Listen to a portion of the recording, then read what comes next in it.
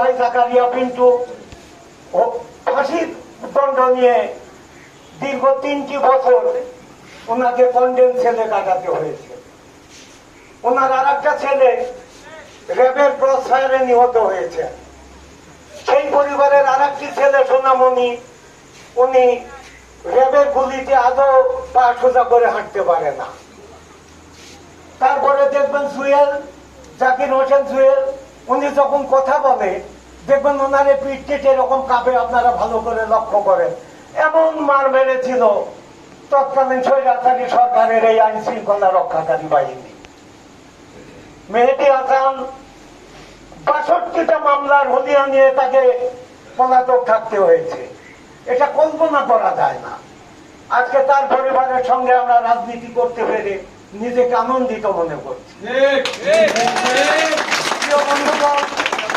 পাশাপাশি আপনারা এখানে যারা উপস্থিত আছেন তারা আজকে শহীদ জিয়ার অনুসারী, শহীদ জিয়ার অনেক মুরব্বী যারা আছেন, শহীদ রাষ্ট্রপতি জিয়াউর রহমানের নামের উপরে আজও আপনারা ভরসা টাকায় থাকেন যে এই দল কোনো অত্যাচার করতে পারে না। আজকে দেখেন, একটি কথা না বললেই নয়, আমাদের আরো একজন রাজনৈতিক নেতা রয়েছেন। এই কয়েকদিন আগে গোপালগঞ্জে এই এনসিপির একটা সমাবেশে ছাত্রলীগের যুবলীগের সঙ্গে গোলমালে গন্ডগোলে 5 জন লোক গুলিবিদ্ধ হয়ে নিহত হয়। আমাদের নেতা বক্তব্য দিলেন যে যদি জুলাই আগস্ট আন্দোলনে ছাত্র হত্যা হয়ে থাকে তাহলে তার আসামি যদি শেখ হাসিনা হয়, গোপালগঞ্জে 5 জন লোকের হত্যার দায়ভার কে নিবে? তাহলে দায়ভার নিলে তো খালেদা জিয়াকে নিতে হয়।